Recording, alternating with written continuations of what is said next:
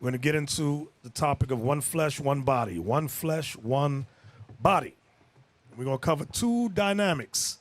Of course, one of my favorite topics we're going to cover is marriage. The second dynamic that deals with that is leadership. Both go hand in hand. Some of you get it, some of you might not understand, but we're going to touch on it. You're going to get it by the end of the lesson. Women want to be happily married. Right, brothers? Women want to be happily married. They always say they want to be happily married. But the problem is that their version of happiness is not God's version of happiness. Their version of happiness oftentimes is what they see on TV. Meaning what? They are oftentimes looking for a simp. They're looking for a brother that will bow down, kiss their feet, do what they say. They're looking for another woman with a mustache. That's what a lot of them are looking for. A feminized man that will do whatever she says. Not all of them, but most of them. Yeah, your wife too. That's the problem. Women that operate in the works of the flesh. Give me that in Galatians 5. Galatians, let me show you some of these women. Some of these sisters, some of these women, they can have a baby, but they can make a baby, but they can't make eggs. There's something wrong with that. They can make a baby, but can't make eggs. They can't cook a decent meal, but they can make a baby. They'll let you put your pecker in them, Peter's pecker in them, but then after you have the baby, they say, you're not my type. These are ostriches. These are simple women. Read that. Galatians 5, 19 and 20. The book of Galatians, chapter 5 and verse 19. Mm-hmm. Now the works of the flesh are... The works of the flesh. Many times our sisters work in the works of the flesh. Not all of them, but a whole lot of them. Go ahead. Now the works of the flesh are manifest, which are these. Read. Adultery. Adulteries. Fornication. You'll find out that there are some women don't care if you marry. In fact, some women prefer it if you're married because they say he's stable. So what I'll do is take him from his wife in hopes that his simp behind, because she already know you're a simp. Once she see you step out on your wife, she say he's a simp. I could pull him from his wife. Sometimes it works, sometimes it don't. Some of you brothers know what I'm talking about. You know what I'm talking about? You don't know. You ain't married then, right? You ain't never met a woman that want to talk to you? Tell him I'm talking to this guy's for. Where are you from? You from Sacramento? Oh, God, Los Angeles. Oh, God. So let me repeat that because he didn't get it. He was sitting there just confused. Some women like married men. It shows you are stable. You got your head on right. You have income. So they want you. And once you give them a little play, a little you talking, their hand go on you. She said, okay, I got this guy. He's a simp. And she calling you that because if you're willing to step out from your wife, she said, yeah, he just might marry me. Okay? Then you got to, and along with that, because that's the adulteries, it works in the flesh we're talking about. You get to simple sister, she will wait for years.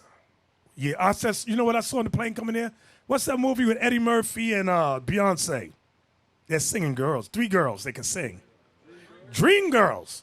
One of the 3 sisters was banging Eddie Murphy's character who was married for 8 years, hoping that he would leave his wife. And it didn't go down like that. So she wasted 8 years of her life in hopes that he would leave his wife. And that often happens. Sometimes she does leave, like in Vegas. Remember the brother just abandoned his wife. Sometimes it don't. Read that again. Verse 19. Now the works of the flesh are manifest, which are these: adultery, fornication. That's sexual immorality. Go ahead. Uncleanness, lasciviousness. All that deals with sex right there. That whole adultery, fornication, uncleanness, and lasciviousness deals with sexuality. Go ahead.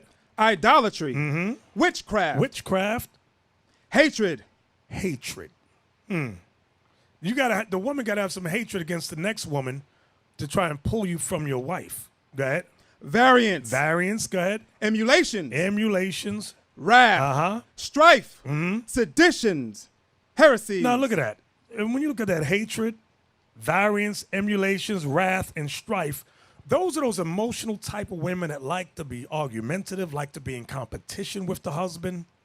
Those are the types of women that battle with the works of the flesh, and their marriages always go south. Why? Because she's always arguing with him. She's always competing with him. Marriage is not a competition, okay? Somebody got to lead in the house, and the American woman often thinks it's her. So that ends up, in a marriage, ends up hatred, variance. Hey, can we look up variance? Let's look that up for us. What does it say? Read that. Variance, the fact or quality of being different, divergent, or inconsistent. Like we saw last week. The husband says to the wife, hey, the Dodgers is playing today. So what? You don't play for them. She want to start out of the blue. Whatever he says, she want to cut it down. You don't make no money from them. Why you want to look at them? Babe, I'm just saying the Dodgers is playing. That's all I'm saying. I want to look at the game. Why you want to look at the game? You ain't getting a check. The hell is this? Some women love to argue. That's that variant spirit. Okay, now under variance, thank you, Yawasab. Notice it says disagreement. And conflict.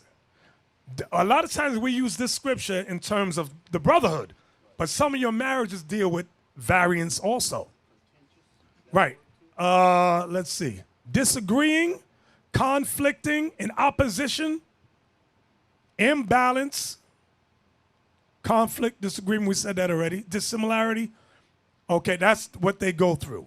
So now notice this next word I want to touch on. It said emulation. Can we look that word up?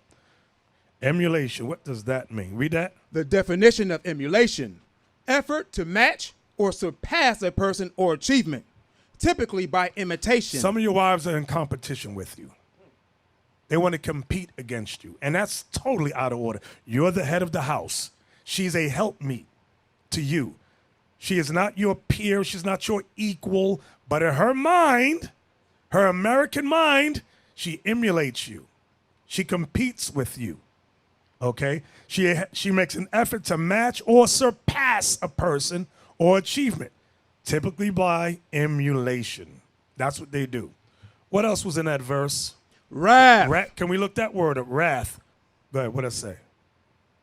The definition of wrath: strong, vengeful anger or indignation. Some of your wives have a strong, vengeful anger or indignation. That's what often leads to divorce. And you'll see that strong, vengeful anger come out. Before divorce, you get to that point of separation in order so that y'all can reconcile. You're going to see this spirit come on her. That strong, vengeful anger like you've never seen before.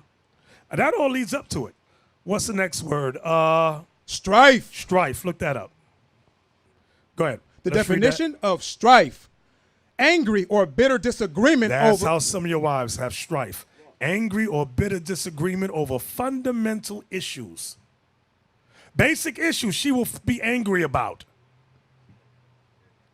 Okay? Again, conflict, friction, disagreement, variance. Okay? Hostility, controversy, ill feeling, a falling out. That's what some of your marriages are going through right now. Right now. So again, these are the same women that can make babies but can't make eggs. They can make it clap, but they can't make you happy. And they are the same ones that say, I want a happy marriage. What do you mean by you want a happy marriage? In other words, I want a man with a wig. I want a simp. Some man that will kiss my behind, jump when I say jump, and jump through a hoop of fire when I say jump through a hoop of fire. Yeah. Some brothers right now, the reason you still married because you jump to go for fire when your wife asks. Yes. Some of you do what? Some of you, how do I put it? Some of you afraid to come. Some of you afraid of confrontation. That's what I'm looking for. Yeah. So you submit to her because you don't like confrontation.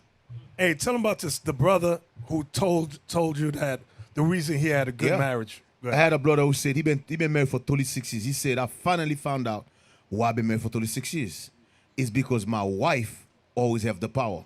He said, now that I start listening to leadership, I start to take control of the house, all hell break loose. Because she wants to be the boss. That's what America has taught the typical woman. She's the boss, you're the servant. And when you try to switch the roles around, all hell breaks loose. That's what happened. Then that's going to be your simp test, whether you're a simp or not. Right. And if you're doing the war, I was looking at those definitions when it was up there. When you're doing the Lord's work and you're handling business, and then your wife starts to look for reasons to argue with you, that's going back to what some of the stuff that we're reading here. Go back to them definitions. Well, let me see. I had them here. I was looking at contentious. What was the word that we pulled from contentious? What was the first word? The first word that was up there? Conflict. Conflict. All right. So that was they look for reasons to argue with you, start an argument, because they want to divert your attention away from what you're supposed to be doing. All right, go ahead. Give Matthew 19. Matthew 19. Now, what I've noticed in recent months or recent years, the recent year or two, sisters who never study the scriptures, once they have strife with you, that anger with you, because you will not bow to them, obey them, now they want to separate.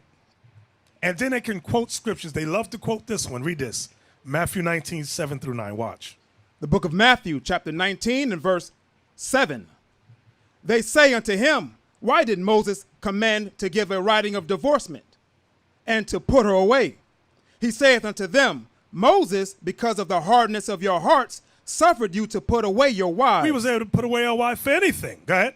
But from the beginning, it was not so. From the time of Adam and Eve, there was no divorce. Watch this next verse. This is the verse that women can quote. Go ahead. And I say unto you, whosoever shall put away his wife, except it be for fornication. Except it be for fornication, sexual sins. Go ahead. And shall marry another. And you marry somebody else, and your wife has not committed sexual sins. Go ahead. Committeth adultery. Committeth adultery. Let me tell you something right now that's going on in Israel. Several cases. Women quoting that. They will make your life. Who's married? Raise your hand. Who's married in here? Okay. You get an altercation with your wife. She says in her mind, I'm not committing fornication. And because you won't agree with me in my argument, I'm going to make your life miserable. But I'm not going to have sex with no other man. I will be separate from you, make you miserable for months upon months upon months. And you got to put up with this. Oh, really? That's where they go. Now, you got to understand who Christ was talking to. Matthew 19, is Christ talking to the Jews or the Gentiles? Huh? He's talking to the Jews. The men and women that were brought up in the law.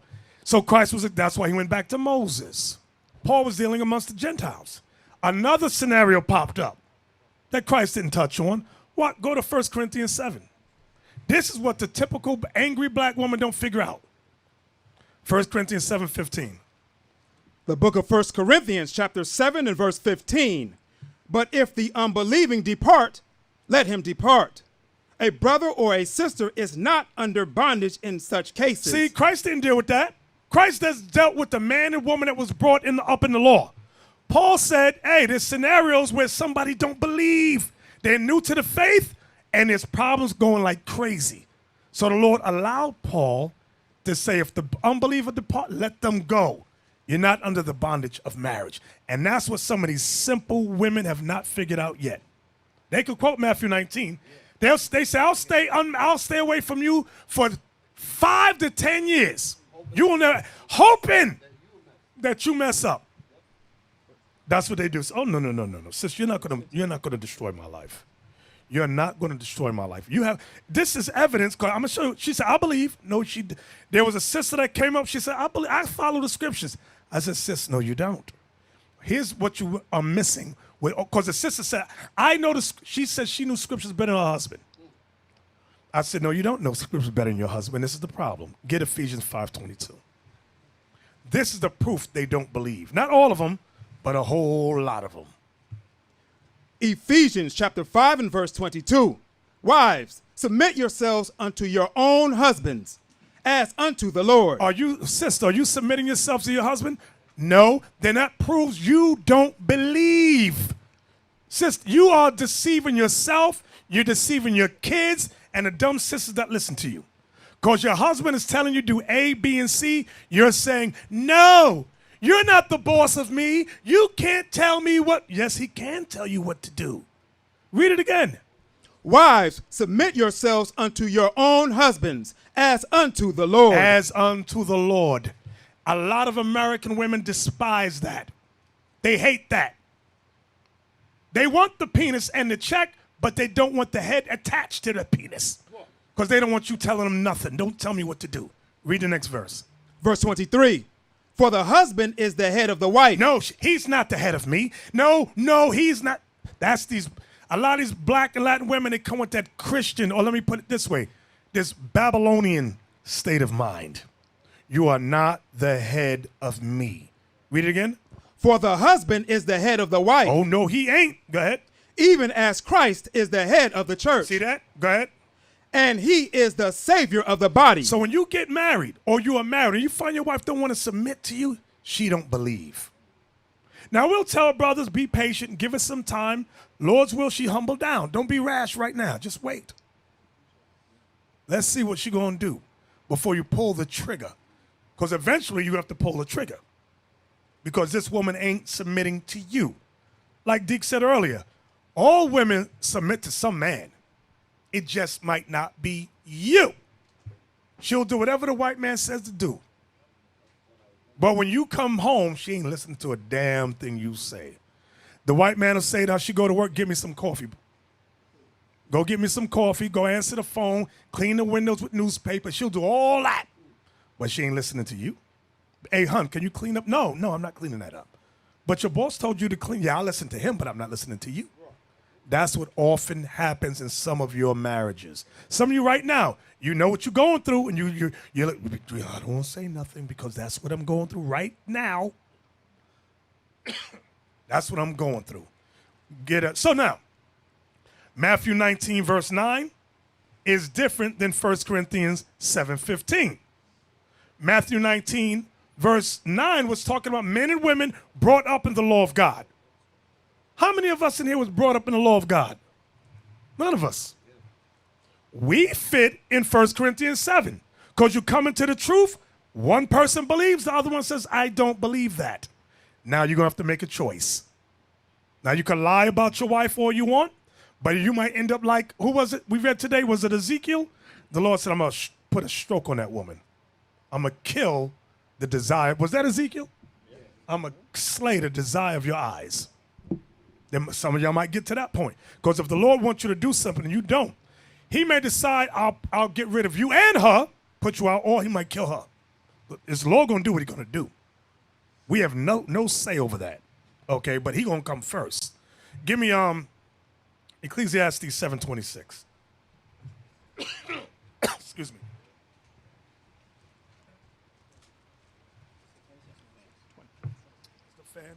Ecclesiastes chapter 7 and verse 26. Watch this. Mm-hmm. And I find more bitter than death, the woman. Yeah, this is the woman. Some of y'all getting married. She go, why you got to keep, every week you're going out of town to be with the brothers to teach. Why don't you stay home with me and the kids? She played the role all this time till she got you. All she wanted was a penis and a check. Now you ain't around because you're doing the Lord's work. She's angry. Angry. Sisters got mad about the stimulus check. I want to take the stimulus check and buy me some shoes. Brother says, no, I want to take the stimulus check and pay bills. Our credit is bad. We are behind in the bill. She's angry. And these are so-called, quote-unquote, believers in the body. You got to be kidding me with that. Nobody can hear you outside. So Ephesians 5:22 don't apply. Right. You're saying, babe, no, we got bills to pay. We might get an eviction notice. No, I need some shoes. You married an ostrich, bro. She's a stupid woman. And some of y'all might be the ostrich or the simp. Because you might be the one saying, no, I want to buy some shoes. Or she might be the one saying, no, we got to pay some bills. Read that again. And I find more bitter than death, the woman. Read. whose heart is snares and nets. Some women, their mind is snares and traps. Her whole goal is to trap you up. Somebody, now I'm noticed, I'm not making a blanket statement. I'm not saying all the sisters. I'm saying some. Some sisters want to see what you got going on so she can trap you and say, you know what? In California, the law always goes on the side of the woman. See, I don't want to get married to you over in, in Maryland. You might get your way. Let's get married in Cali, because the laws always go for the woman, no matter what. I get the benefit of the doubt. Hey, Bishop, remember that guy, that basketball player that was going to marry the woman, but she didn't want to marry, she didn't want to sign the prenup? Yes. Remember after that what she did?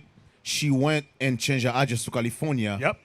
And filed for child support in California because she knows she's going to get more money in California. That's how evil some of. I know you think my wife will never do that. Good luck. Okay, you keep thinking that. That is wicked. But that's what you're dealing with. Read that again.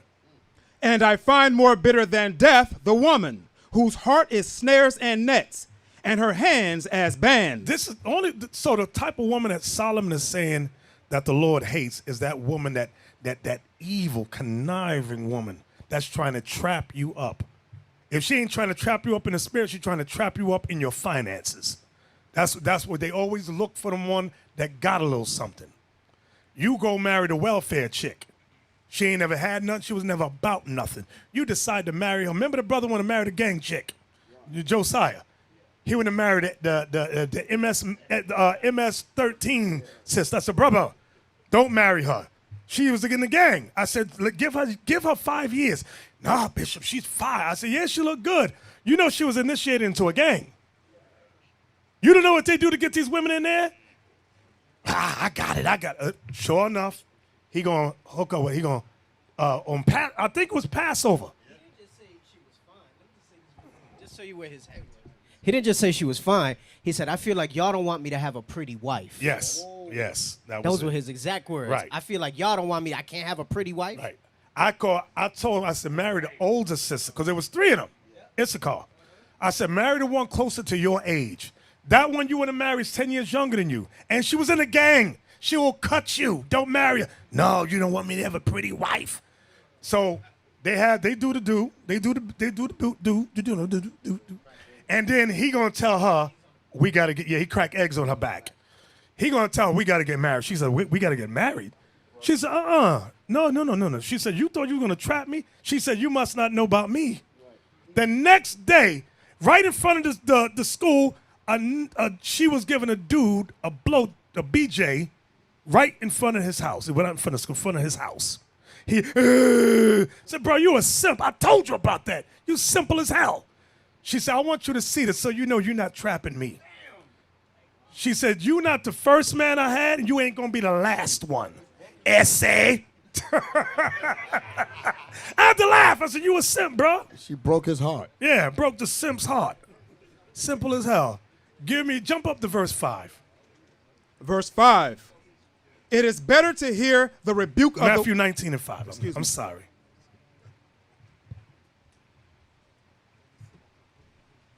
Matthew chapter 19 and verse 5. And said, for this cause shall a man leave father and mother, and shall cleave to his wife. And you got to learn to read between the lines. When you're a spiritual man, a spiritual brother, in order to leave father and mother and cleave to your wife, you must have income. Whether you are an entrepreneur or whether you have a job or career, you must have an income to cleave to your wife. But you got the simp brother that looks for what do they call a woman that take care of a man? What do they call her? What, a sugar mama? Is that what they call her? A cougar. I call her a cougar. I don't know what the word is. When a woman take care of a man. Yeah. And that's what some of you brothers, a simp brother does. Bruh, I tell you, there's a brother, I ain't gonna say no names. We about to get married. I said, how old are you? I'm 28. I said, how old is the sister you're gonna marry? 73. You can't make this stuff up. I didn't. Oh no. You got the mic right there, Zeke. No one can hear. There is brothers right now who think you make that up. Trust me, Bishop. Some simple brothers right now thinking you make that up. That actually happened. Right. Eartha Kitt. Yeah. Marcus, I'm not wearing any panties. The hell is this? So these are true stories. And we tell a sister, he's an immature brother. He's way too young for you. He just wants a mommy to take care of him and get some insurance money off you when you kick the bucket. All she wants is a rod? Right, the scriptures say grow old together. Not you're already old and you trying to catch up. You'll never catch up. Bishop, she might kick the bucket under the rod. Yeah, exactly. Exactly. Read that again. And said, for this cause shall a man leave father and mother, and shall cleave to his wife, and they twain shall be one flesh. When it says they twain shall be one flesh, meaning one mind, her mind got to be according to your mind. Not your mind be like her mind. Her mind, hey, find me that in Sirach, somebody. If you have a woman after your mind, something like that. Where is it? No, it might be. Let me look. Where is it? Read it. Sirach chapter 25 and verse 1. Mm-hmm. In three things. No, that ain't it. 37 and 12, you said? No, it's one for the woman. 726. All right, let's take a look at it. One moment. Yeah, that's it. Read that. The book of Sirach, chapter 7 and verse 26. Hast thou a wife after thy mind? Hast thou a wife? Meaning her mind got to be according to your mind. Go ahead. Forsake her not. The Bible says don't forsake her. Okay, don't give up on her. Go ahead. But give not thyself over to a light woman. A light woman meaning an evil, stupid woman. Don't marry an evil, stupid woman. Some of you have done that. Some of you have done that. And it's to your detriment. And sometimes we've won some brother, we were able to intervene quickly. I'm gonna give you another story. Brother gets married to a sister. She's so-called ex-lesbian. So I say I wouldn't marry her. I said, how long she been with us? 2 years. I said, why don't you wait for 3 to 4 more years before you get married? He says, well, we already married. I said, you already married? I said, okay, so what's going on? He says, well, it's been 3 weeks now and we have not had sex. I said, okay, you have not had sex. My suggestion is annul that thing. She's not marriage material. She don't want to have sex with you because you don't got the plumbing that she's used to. So he goes home, and you know what this brother says? I call him simp. Hun, Bishop said, as soon as y'all start off saying Bishop said, you a simp. Because you don't have the testicular, you don't got the balls to tell her yourself, this ain't coming from me. It's coming from him. Bishop said, if you don't give me no sex, I should leave you. But that's not what I said. That's what he said. So she said, oh, you should leave me? She said, okay, I'll give you some tonight. They have sex that one time. Once. And she got pregnant. Had the baby last week. Was it last week? Had a baby last week. They ain't had sex since. And now he's crying. He's all upset. Said, bro, you a simp. I warned you. I tried to help you. You disregarded all. Brother's got a low self-esteem. Low self-esteem. I don't understand. That's why I said earlier, brothers know the deal. They know what they're dealing with. They know when they're being simps. They know it. If you're honest, you know when you being simp. They know that. But and I want something about these brothers, Deacon. Say again? I want something about these brothers. Some of you have low self-esteem. Let me want something by y'all. Some of your singles brothers. Some of you are officer of 10, officer of 20, 50, 80. Those are high ranking in Israel. That means you are part of leadership. Now, people know who you are. You pick up a sister, nobody knows who she is. The question you should ask your sister is, why should I marry you? Everybody know who I am. No matter what keep I travel to, no matter what keep I visit, I'm officer of 50. I'm high ranking. People are going to respect you because of me. Because I got a good reputation in Israel, they know me. So the question you got to ask her, sister, tell me why should I marry you? Why should I let you build your name on my name? I only make a name for me in Israel. People respect me. Nobody know who the hell you are. So what did you bring to the table? What, a big butt and a smile? There's a bunch of sisters with a big butt and a smile. Why should I pick you? Some of you, that's why I said some of you saw yourself short. You don't know, some of you don't know how precious you are, man. You don't know. You up there. Some of you don't know that. Yeah, brothers, these days, where's the majority of our men at? Jail, homosexuals, dead. And there's so many women out here to men. The ratios is like crazy, like 1 to damn near 30. So a lot of them are going to be coming in here looking, just for what Bishop is going over, looking for simps. So you brothers got to really tighten the game up. Because when they go to work, they tighten the game up. The women, they tighten the game up because Esau going to deal the way he going to deal. Exactly. He ain't bending up. He ain't doing, and they're going to follow. They're gonna apply Ephesians 5:22 to him all day long. Submit in everything, and then they want to come among you and act and want you to be all changing. No, you are rare men. You are rare men. Deacon. You really have to understand that. Y'all not a dime a dozen at all. Exactly. This weekend, some of you found out Bishop was going to be here, right? Some of you said, I'm coming. Bishop know who you are. Leadership know who you are. You say, hey, why are you coming? Because when Bishop saw Bishop, hey, shalom, brother, so and so, brother. Some of you don't look at that big. That's big. People know who you are.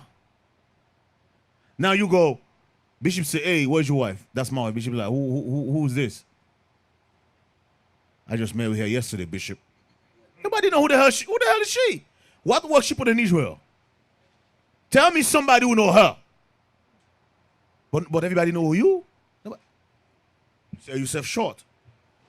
Can I read something real quick? Give me Isaiah 4, and I ain't going there for the reason that many people might think I'm going there for.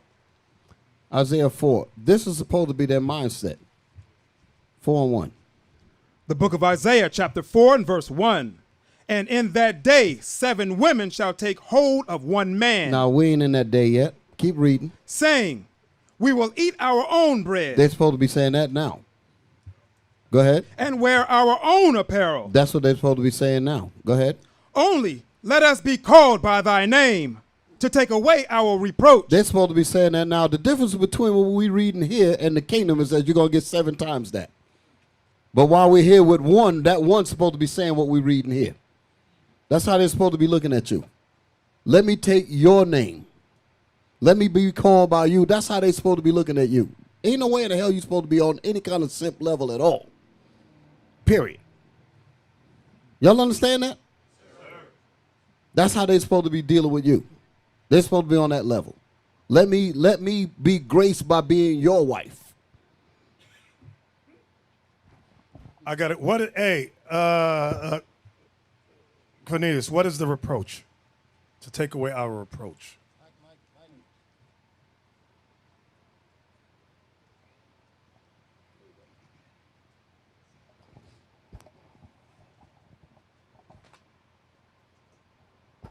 The reproach is going, Shalom, Shalom, leadership, Officer Cornelius.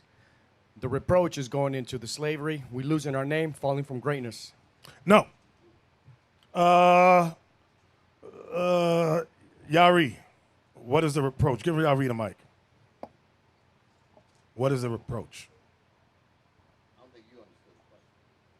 Remember, we read Isaiah 4, so I want to know what the reproach is. The woman's shame. Huh? The woman's shame. The woman take away their shame. The woman's shame. What is that? So, her having shame, No. meaning not having a woman or not having a man. You die. Give him the mic.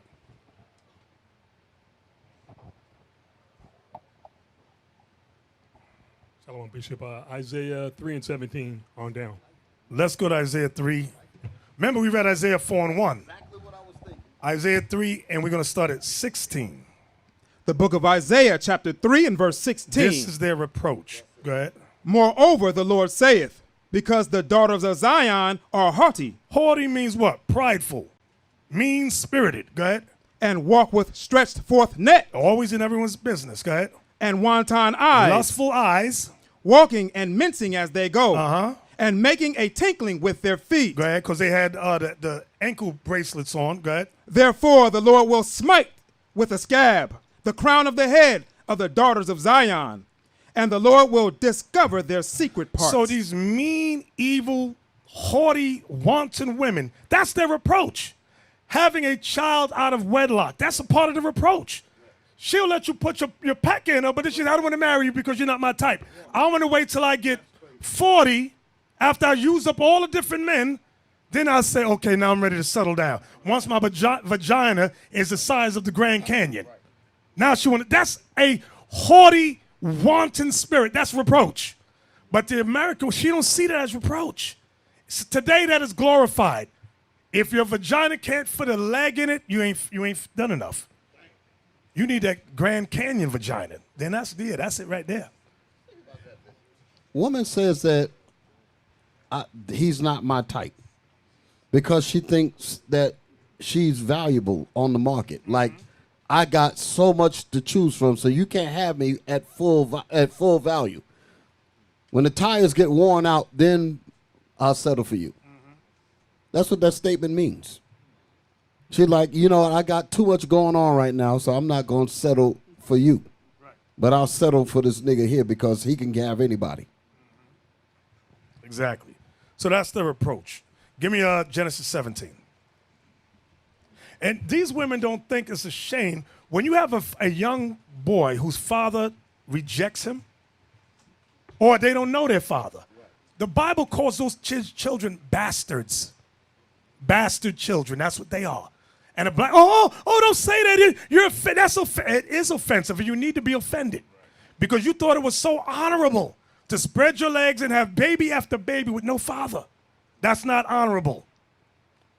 In fact, we're the only race that thinks that is an honorable thing. That's my baby mama right there. Honor. It's an honor. That's a disgrace. Read that. 17. 17 and 5. Let's start there with our forefather. Watch this. I want to go into the two shall be one flesh. The book of Genesis, chapter 17 and verse 5. Neither shall thy name any more be called Abram, Right. but thy name shall be Abraham. For as a father of many nations have I made thee. That's what Abraham means, father of nations. Go ahead. And I will make thee exceeding fruitful. And I will make nations of thee. I will make nations of thee. Go ahead. And kings shall come out of thee. And kings shall come out of thee. Now, this verse here, people really think that this means all nations on the planet Earth. But read on.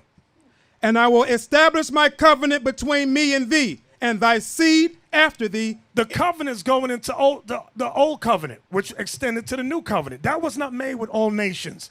It was only made with the seed of Abraham that came through Isaac and Jacob. Go ahead. And I will establish my covenant between me and thee, and thy seed after thee in their generations for an everlasting covenant, to be a God unto thee, and to thy seed after thee. So that's referring to the nation of Israel. Now watch this. Watch this. Just watch this. Wait, before we get there. Now verse 6 again. Read verse 6 again. Verse 6. And I will make thee exceeding fruitful, and I will make nations of thee, and kings shall come out of thee. Now watch this. Here's a precept. Go to Genesis 35, 10 and 11.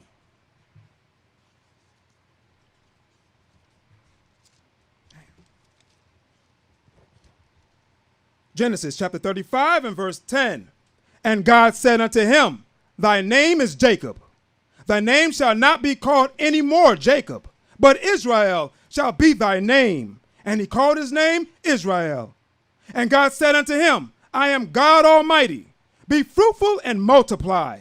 A nation and a company of nations shall be of thee, and kings shall come out of thy loins. So when the Lord said to Abraham, kings shall come out of thee, it was not referring to all the other nations on the earth. It was referring to his son, his grandson, Jacob. That's what it was talking about. Go back to Genesis 17. Genesis chapter 17 and verse 6.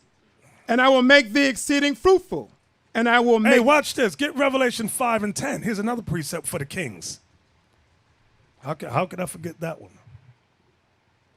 Revelation chapter 5 and verse 10. and hast made us unto our God kings and priests, That's referring to the nation of Israel. Was that it?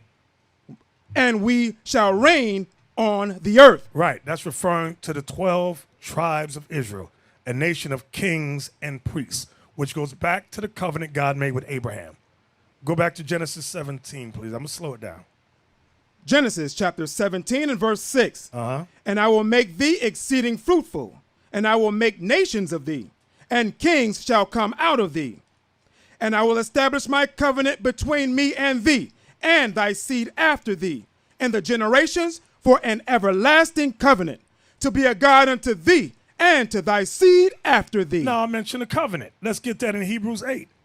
We're going to read 8 through 10. Because you get these Christians that think the covenant's for everybody. No. And you could go to Jeremiah 31, but I like Hebrews 8 because the New Testament, they just kill them right there. Hebrews 8, we're going to read 8 through 10. Hebrews chapter 8 and verse 8. For finding fault with them, Finding fault with the Israelites. he saith, Behold, the days come, saith the Lord, when I will make a new covenant, New covenant. with the house of Israel and with the house of Judah. So he's talking about the 12 tribes. A new covenant with them. Go ahead. Not according to the covenant that I made with their fathers. Not according to the old covenant of animal sacrifice. Not according to that covenant. Go ahead. Not according to the covenant that I made with their fathers in the day when I took them by the hand to lead them out of the land of Egypt. Because when we came out of Egypt, Moses taught us about the covenant of animal sacrifice. Go ahead. Because they continue not in my covenant. We didn't continue in that. Go ahead. I regarded them not. When it saith the says Lord. he regarded us not, we went into slavery. That's what it means. He regardeth us not. Go ahead.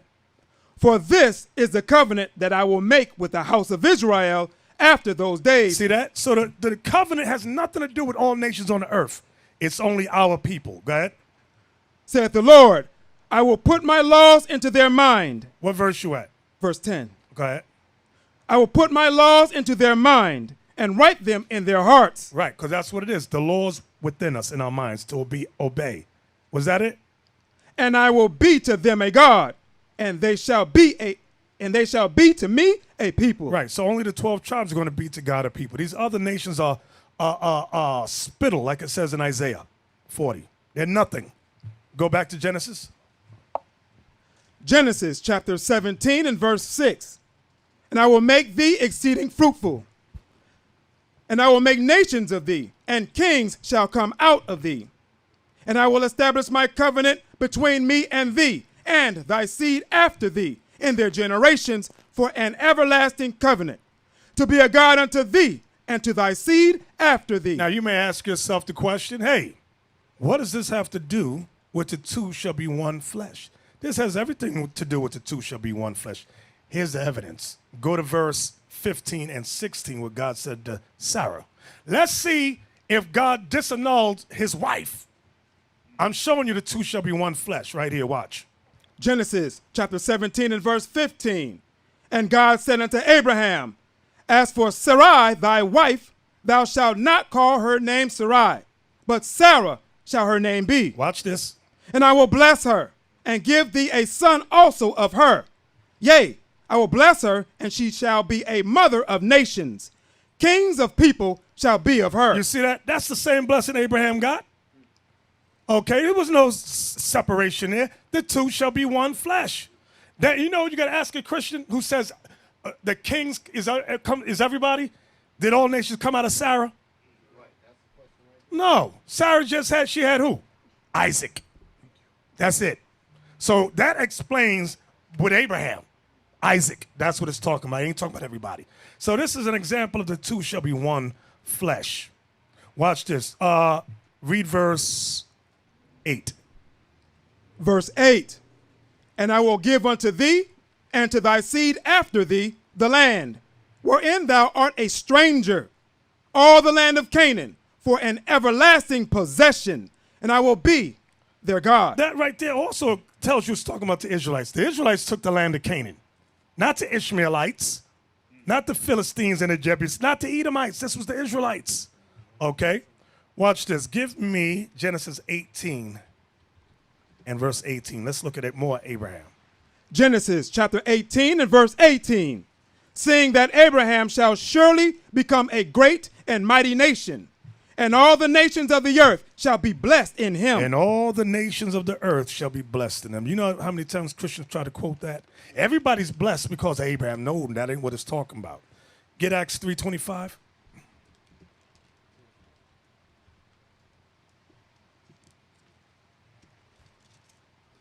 Acts chapter 3 and verse 25.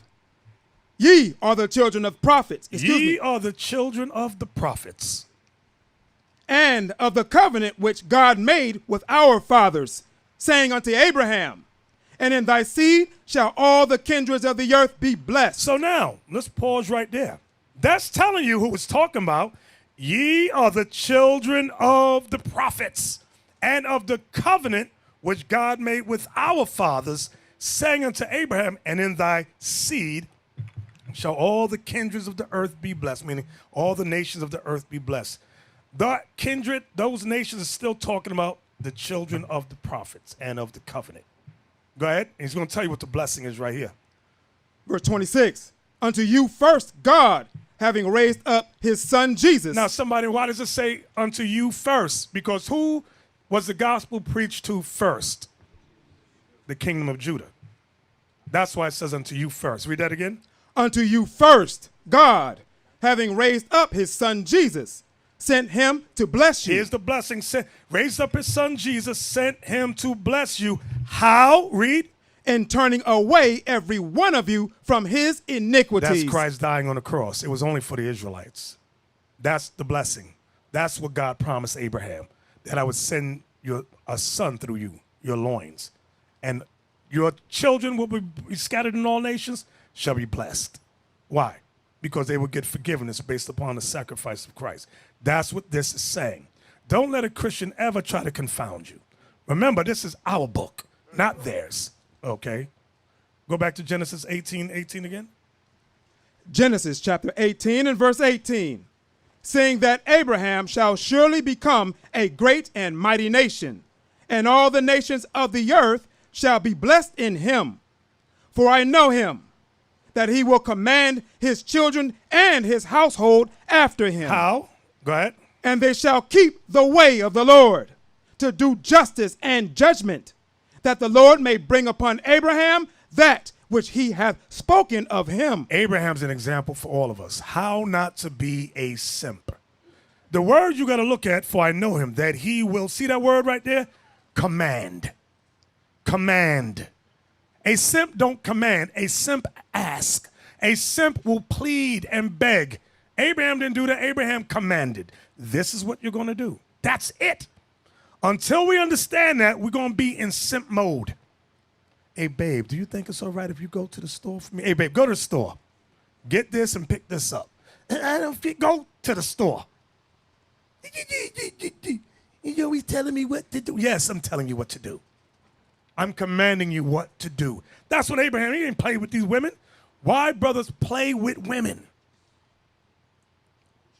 Yeah, the coochie. She might not give me none tonight. The hell is this? Give me 2 Ezra 14 and 13. Nobody can hear you. I said they try to figure out your weakness. Mm-hmm. That's what they do. They study you. Yep. They say, what can I use to get my way? The book of 2 Ezra, chapter 14 and verse 13. Now therefore, set thine house in order. Uh-oh. It says, now therefore, set thine house in order. A simp can't do that. A simp can't do that. Go ahead. And reprove thy people. Then it says, and once you set your house in order, reprove thy people. You know, you got some brothers got the audacity to go on the street and reprove people, but his wife is a living dragon at home, cursing him out, chest bumping him through the house. You out of order, brother. You out of order. This is crazy. Read it again. Now therefore, where you going? Go ahead. Now therefore, set thine house in order, and reprove thy people. Comfort such of them as be in trouble. All our people are in trouble. Our job is to comfort them with the word of God. Guess what? You know what some comfort includes? Brother, you got to stand up and be man of the house. That's comfort. That's what the brother said over in Atlanta. He said, I had I'm married 30 years. And I've been married this long because she ran everything. But now that I'm putting on the pants in the house, all hell has broke loose. Hey, Bishop, we heard that before. Remember, brother, back with us, and he said, there's peace in the house until I open the Bible. Exactly. That's not marriage material. That's not a wife. That's a dragon. You got a scorpion. Read it again. Now therefore, set thine house in order, and reprove thy people. Comfort such of them as be in trouble. See, women don't understand that they're in trouble. Let me explain that right there. A woman thinks it's good and acceptable as long as she rules and controls you. No, babe, you're in trouble. That mentality you got is trouble. Because I'm telling you, your personality can lead to divorce. Men will not, a man don't want to put up with a dragon. Well, I don't need you. I'll get rid of you. I'll get me another man. Really?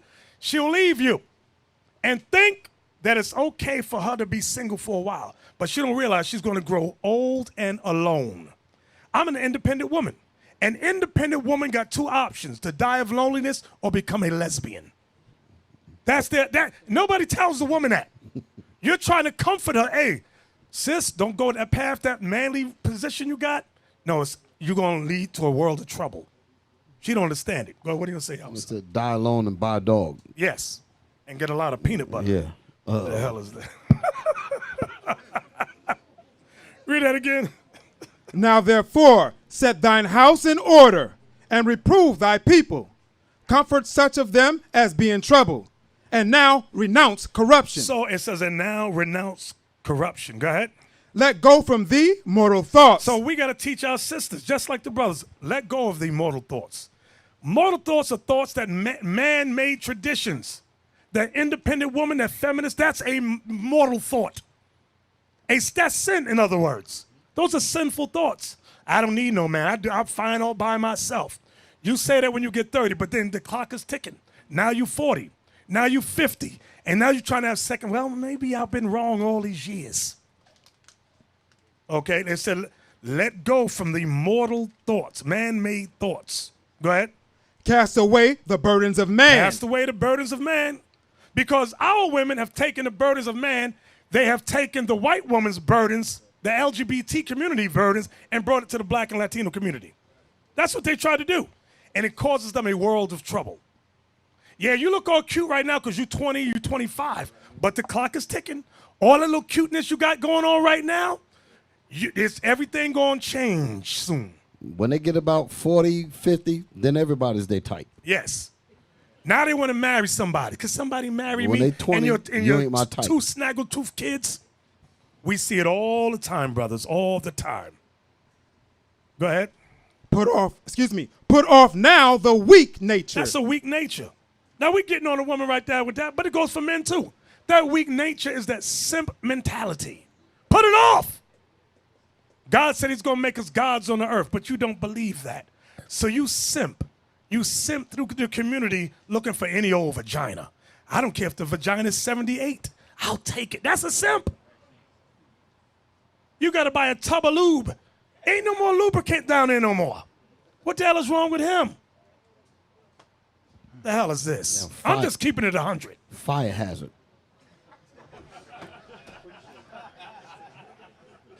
I'm just keeping it 100. That's what it is. You can't make this stuff up. 78-year-old vagina. Now, I'm not trying to down the 78-year-olds, but she needs somebody around her. Because you can still get you 65, 70. You still got it going on. I'm talking about the men. Get that age. What kind of conversation can you have with a 78-year-old woman? How old the brother? 32. How old I said he was? 30-something. Or 28? 20-something. 33? Okay. What are you going to talk about?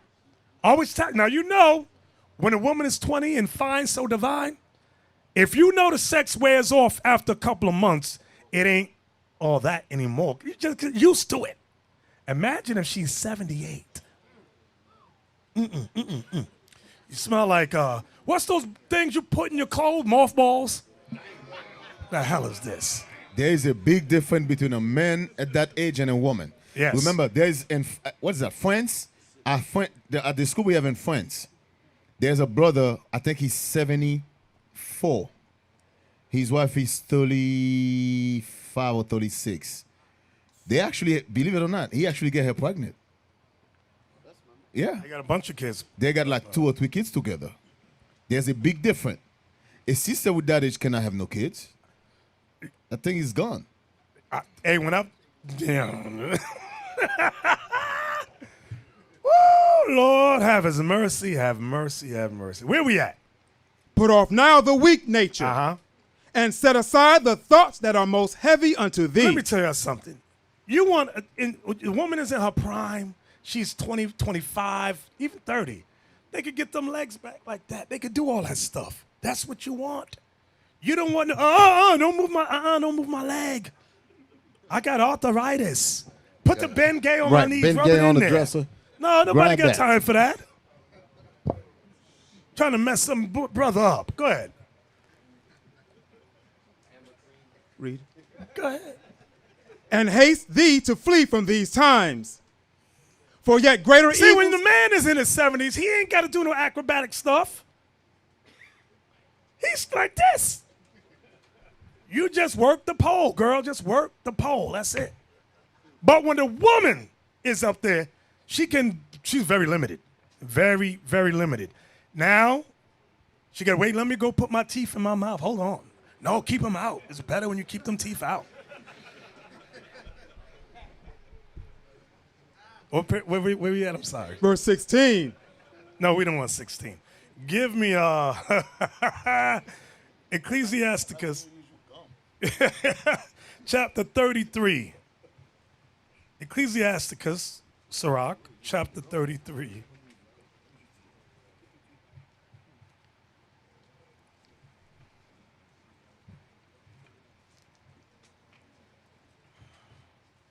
And we're going to start at verse 19. Again, simping ain't easy. A simp will not understand what we're going through. And we've already gone through the simp test. You know, if you apply them scriptures we went over earlier during the Q&A, whether or not you are a simp. Read that. Ecclesiasticus, Sirach, chapter 33 and verse 19. Give not thy son and wife, thy brother and friend, power over thee while thou livest. So now, most time, you don't give your kids power over you, but some of you give your wife power over you. Abraham did not give Sarah power over him. Abraham kept to himself the preeminence. Isaac kept himself the preeminence. Jacob, David, all our forefathers kept to themselves the preeminence. Read it again. Give not thy son and wife, thy brother and friend, power over thee while thou livest. And give not thy goods to another, lest it repent thee, and thou entreat for When the it said, same, lest it repent thee, lest you regret that thing. Go ahead. and thou entreat for the same again. I'll give an example. We tell you, brothers, don't have just one bank account, a joint bank account with you and your wife. And you got all your money, her money's in there, your money in there.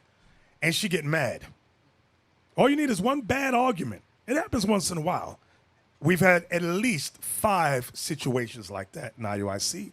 And a woman has cleaned the bank account out and skipped town. And you sitting there crying. We said, bruh, just man up. We warned you about that. You simped. You told us you had it in control. And look what she done, took everything from you. Read it again. Give not thy son and wife, thy brother and friend, power over thee while thou livest. And give not thy goods to another, lest it repent thee, It will repent thee. Go ahead. and thou entreat for the same again. Baby, please, baby, can I have some money? You cleaned this up, babe. Can I have $5? The hell is, who want to live like that? The hell is this? Now you get the brothers to go, what if she's good? Well, she's okay today. We tell you brothers, she's okay right now. But wait till you get into that one fatal argument like it happened in Sierra Leone. The brother come with us. How's things at home? Everything's good. You was there. She called him FaceTimed him every day, cursed him out on FaceTime, and said, you tricked me about baby. The whole fight was about babysitting. And you would have thought it wasn't going, but we told him, hey, bro, you got a joint bank account with her? Because the way she's talking, she going to do you something evil. Nah, ain't going to happen. As soon as we got back, she cleaned $30,000 in the bank. Gone. Just the fact that she cursed him out in front of his peers. And she knew where he was. But, hey, simping ain't easy. So he cried. We're going to say. Can I add something to that list? Yeah. Simply. Your brothers, I mean, if your wife always have the last word, she don't respect you. By the way, if she don't respect you, she cannot submit to you. They go hand in hand. If you have no submit to that, means she don't respect you. If your wife talking over you in a conversation, like you argue, she's raising her voice over you, she don't respect you. That means she cannot submit to you. Some sisters act they submit to you. You know why? Because you pay the bills. So some of you right now, your wife is not submitting to you. She act like she's submitting to you because if it's not you, where's she going? She have no place to go. So she's only act that she's submitting to you because you're the one who's working. So those are signs that your wife don't respect you. Some of you, your wife might have more education than you, and she always talk down to you. She don't respect you. That means she will never submit to you. I'm just telling you straight. She will never submit to you. She's gonna pretend she submit to you so you continue to pay the bills, but she don't respect. Those are signs you a simp. Just observe her at work. Look how you talk about arguing. If she get the last word, they don't even get the first word at work. The boss say what it is, and that's it. Boom. Her paycheck is short. He go, well, you get paid in 3 weeks. We'll fix it in 3 weeks. Okay, thank you. Boom. That's it. No arguments, no nothing.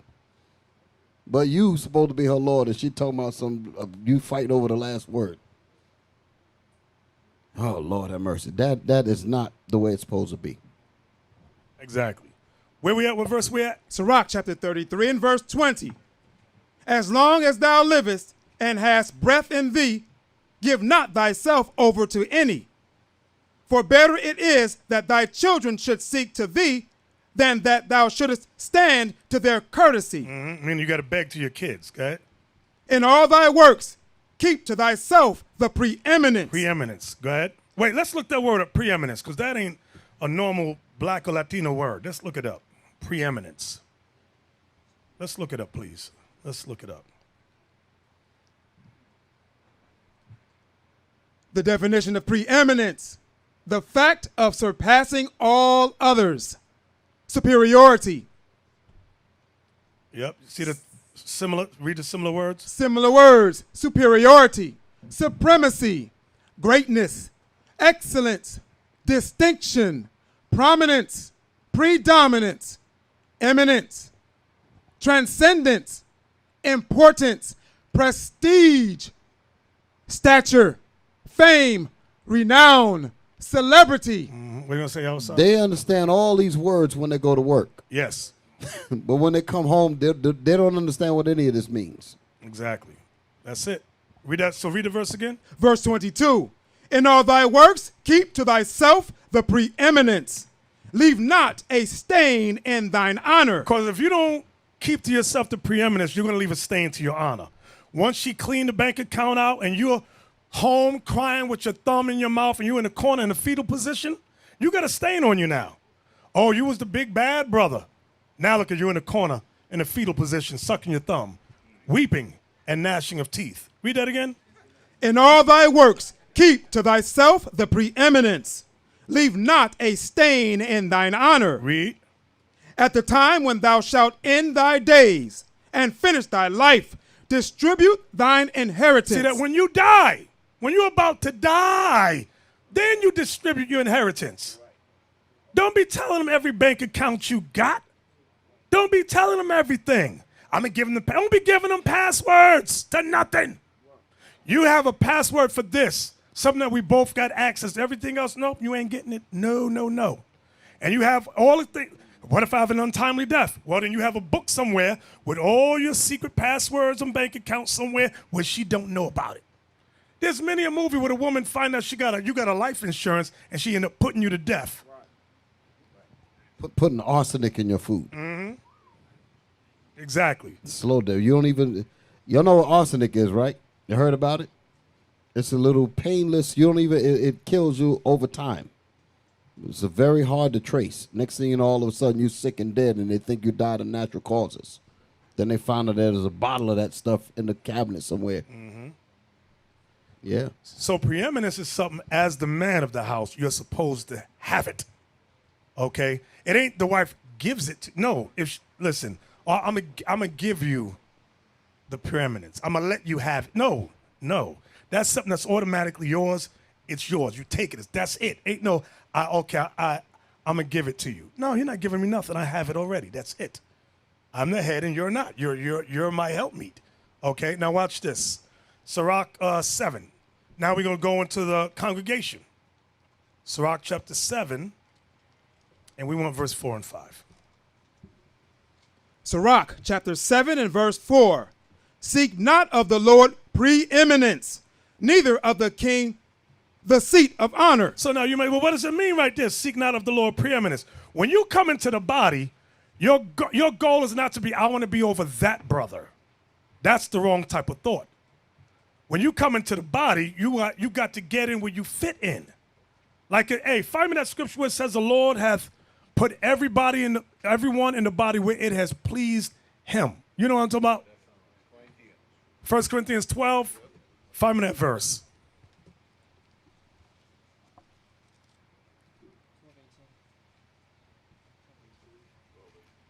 12:18. Read that. 1 Corinthians chapter 12 and verse 18. But now hath God set the members, every one of them, in the body, as it hath pleased him. As it hath pleased who? As it has pleased him. So whether you are a soldier right now, you're a soldier because that's where God put you at, and it has pleased him for right now. If you are an officer of 10 or 20 or 50, whatever you are in the body, God put you there right now as it hath pleased him. Now, those things may change as it has pleased God. Okay, so go back.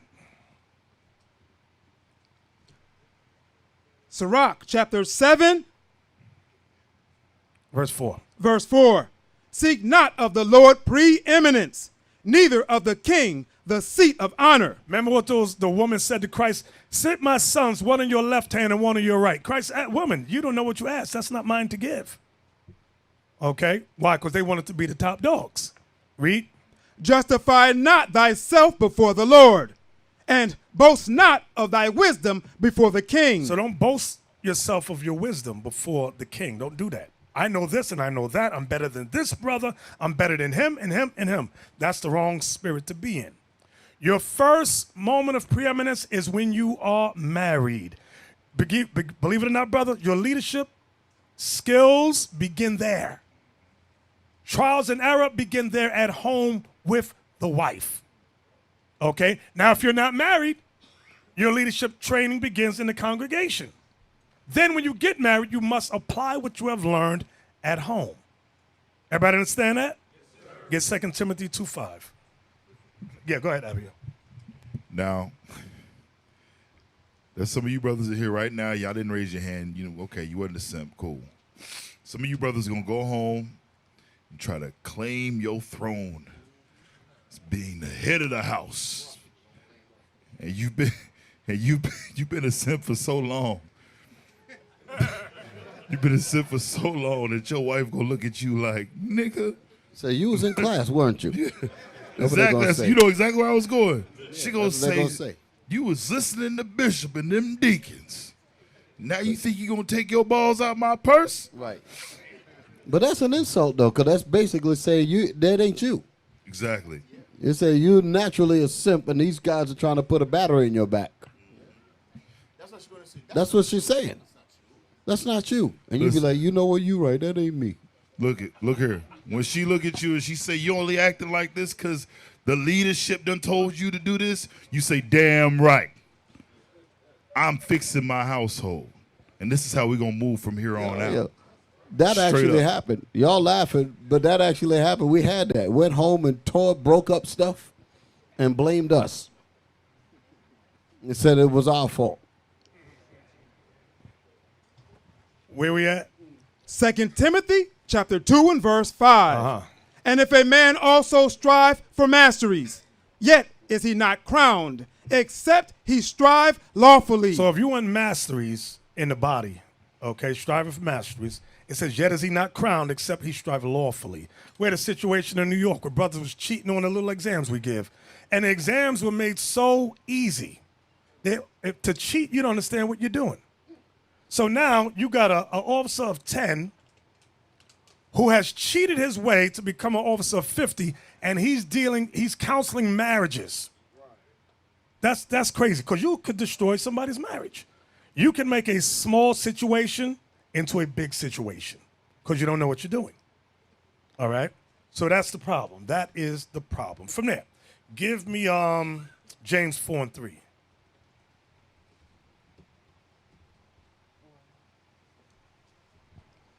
The book of James, chapter 4 and verse 3. Ye ask and receive not. When it says you ask, it means you pray. Read that again. Ye ask and receive not, because ye ask amiss. The word, can we look up the word amiss? Look that word up, amiss. A-M-I-S-S. What does that word mean? The definition of the word amiss, not quite right, inappropriate, or out of place. Read some of those words. Similar words are wrong, awry, faulty, out of order, defective, unsatisfactory, incorrect, untoward, adrift, astray, inappropriate, improper, unsuitable. So you're out of order when you pray for certain things. You're asking for the wrong reasons. That's what it's saying. Read it again. James 4:3. James chapter 4 and verse 3.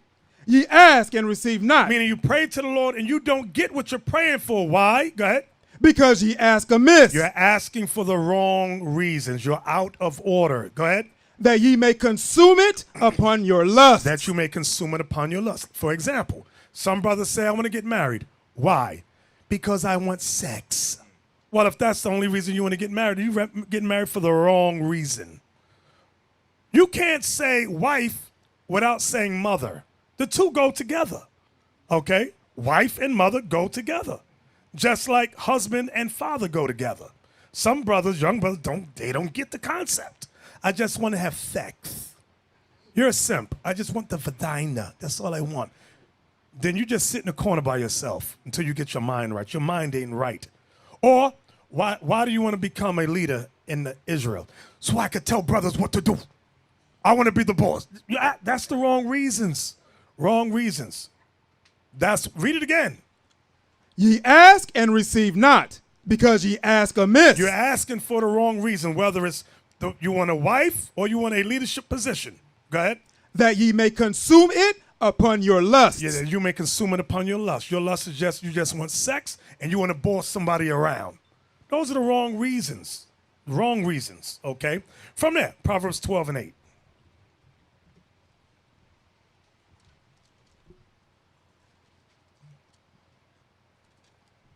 Proverbs chapter 12 and verse 8. A man shall be commended according to his wisdom, but he that is of a perverse heart shall be despised. Many times brothers think that you are a man just because you have a rod. No, that ain't what makes you a man necessarily. The Bible says a man shall be accounted according to his wisdom. That's what the Lord is looking for, your wisdom. Because with that wisdom, you can properly guide a wife, a family, the congregation. Without that, you will destroy a wife, a family, a congregation. You need wisdom. It's very paramount.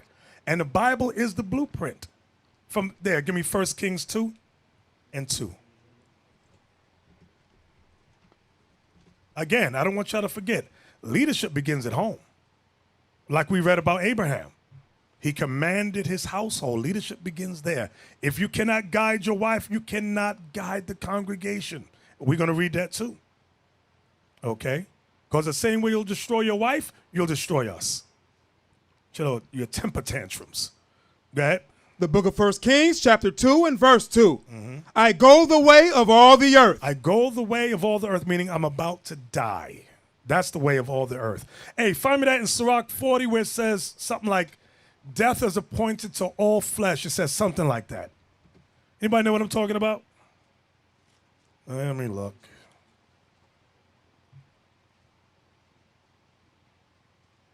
It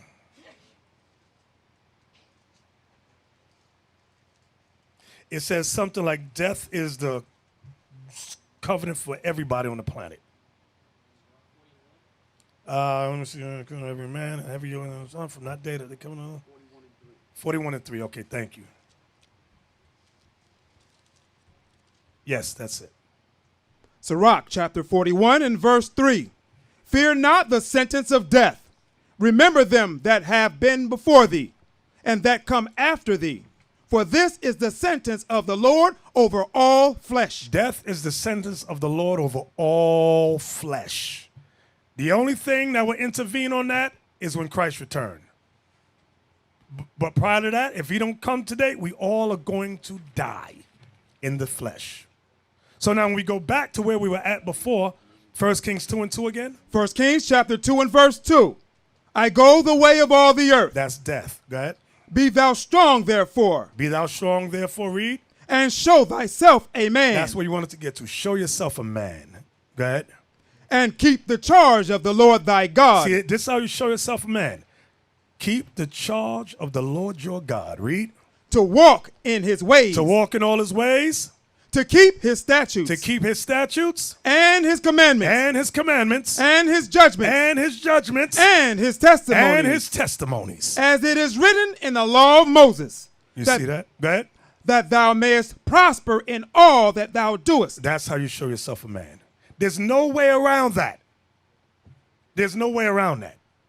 No way. You got many men say, oh, I'm a man because I gave this woman a baby. A homosexual can give a woman a baby. But it takes a man to stick through with it, guide her, and raise them children. And guide them. That's where manhood comes in. And so what we're dealing with is boys. Overgrown boys in the world. And we're trying to teach them how to become men. Okay? From there, give me 1 Timothy 3. So in this walk, we got to study, pray, and apply. And by studying, praying, and applying, that teaches us to work on ourselves to become a better husband, a better leader. These things take time. It does not happen overnight. I hope everybody understands that. It takes trial and error. Okay? Watch this, 1 Timothy 3 and 5. 1 Timothy chapter 3 and verse 5. For if a man know not how to rule his own house. Remember, Abraham said, I know him, he will command his house. So what Paul is teaching Timothy to tell us, to teach us, to guide us. Read it again. For if a man know not how to rule his own house, how shall he take care of the church of God? How can you take care of the church of God? Whether now or in the kingdom to come. How can you do that? Because your house is in shambles. You destroyed your house. Now you want to take those same temper tantrums and bring them in Israel and abuse both men and women. No, we're not going to allow that. Okay, you have to first learn to become a man, learn to become a good husband. And that a part of that is how to pick an appropriate and good and or decent wife. Some of us have a harder challenge because some of our wives came from the world. So now you got a harder challenge. It's harder for you. Because now she got to try to figure out what is this about that you're in. What kind of cult crap is this? Well, you're the head and I'm the follower. What the hell is this? That's the reason why I said that y'all got it good today. Because y'all getting what we didn't get. You know? Y'all really have the chance to get it right. Especially y'all that ain't married yet. Right. And getting that wife is an investment. You know? You're looking at a wife, mother, nation. All of that when you see her.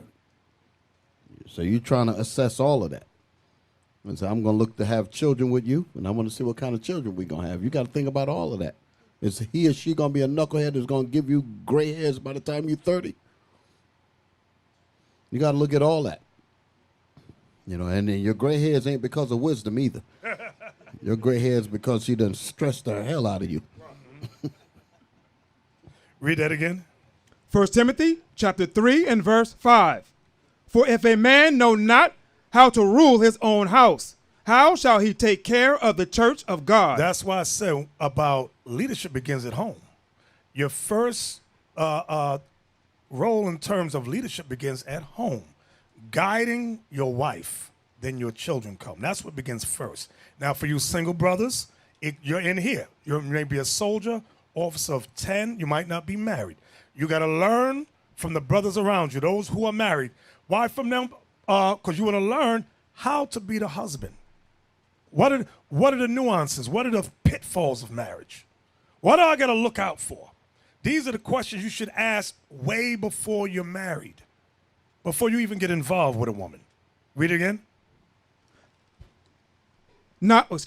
For if a man know not how to rule his own house, how shall he take care of the church of God? Not a novice. Yeah, I'm going to let him read it. No, that was it. Verse 5. Oh, okay. Think about I was just listening to the word married.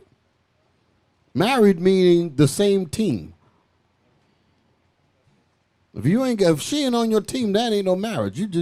Married means the two shall right, be one the two flesh. one flesh. That's the point right there. The two supposed to be one flesh. You're supposed to be a total agreement with how you want these children to be. Everything's supposed to be like that. She's supposed to be in agreement with you. That's where that Sirach 25:1 come in at. You know, the husband and wife that agree together. That's what you want. You want to figure that out before you talk about something you get married and you end up stuck with something that ain't going to be no fun. I'm telling you. Read on. Not a novice, lest being lifted up with pride, he fall into the condemnation of the devil. Right. So when you put a novice over the congregation, you will fall into the condemnation of the devil, meaning what?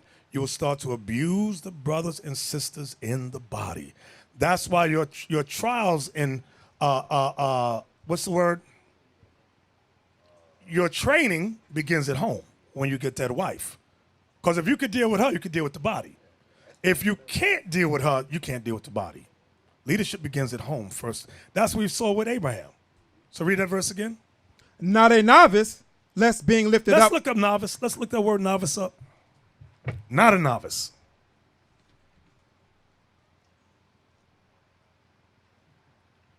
The word novice, the definition is a person new to or inexperienced in a field or situation. See that? That's what. Read the similar words. Similar words: beginner, learner, neophyte. A neophyte. That's funny. Go ahead. Newcomer. Mm-hmm.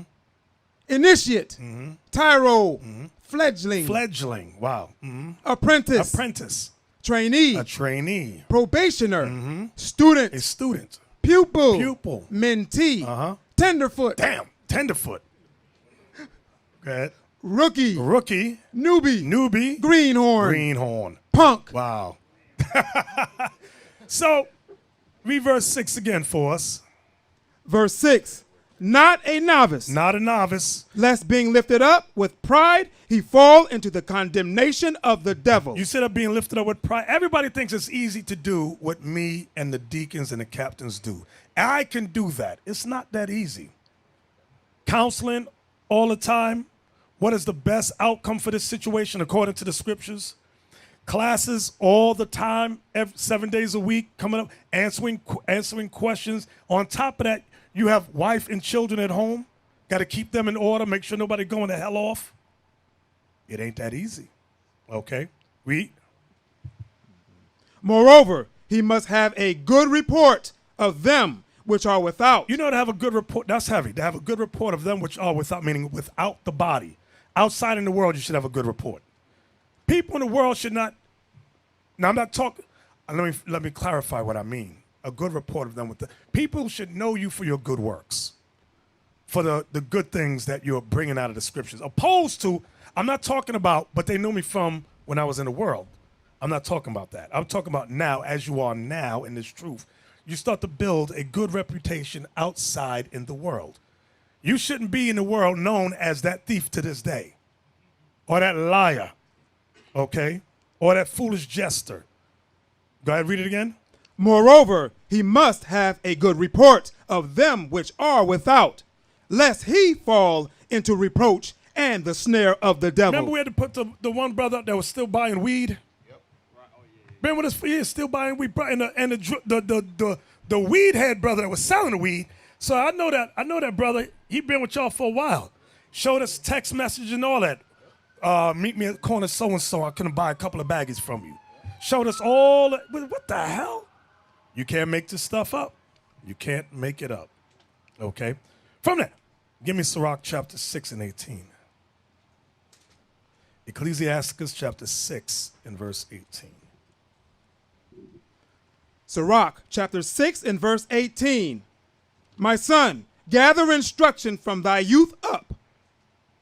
My son, gather instruction from thy youth up. So shalt thou find wisdom till thine old age. So we always tell you brothers that are young, you're in your teenage years, you're in your early 20s, that's a blessing to come into this truth at so young an age, because you have men to guide you. Whereas like Yahweh said, we didn't have that, okay? We didn't know nothing about marriage. It was trial and error, okay? It said, my son, gather instruction from thy youth up. So shalt thou find wisdom to thine own age. We didn't have men telling us, hey, you just got out of high school. Learn a trade, do this, blah, blah, blah, blah. We didn't have that.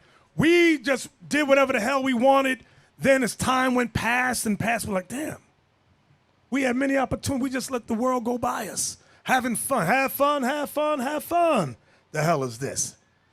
Now you in your 30s, your 40s, you're like, and you working in Walmart. What is that when you put the bag? What is that? You're a bag boy. You're a bag boy. The hell is this? Because you had let life pass you by because you had no guidance. Right. You getting what we didn't have back in the day. Do this, do that. And college ain't for everybody. Only reason you need to go to college, if you want to be a doctor, lawyer, or engineer, architect, Right. those things you really need college for. But other things you could go to trade school, learn to be electrician, plumbers, HVAC, truck driving, things like that. Carpenter. That's some people. That's good for you. Y'all see all this construction going on all over the place? Man, that's long money, and all the white boys got it. Mm-hmm. You know, but just like Bishop is saying, you know, now that you young men, y'all got the opportunity to bring in these children and deal with them. Take that period of youth and train them how to be men, and train your daughters how to be real women. And they're learning that from a young age. They're going.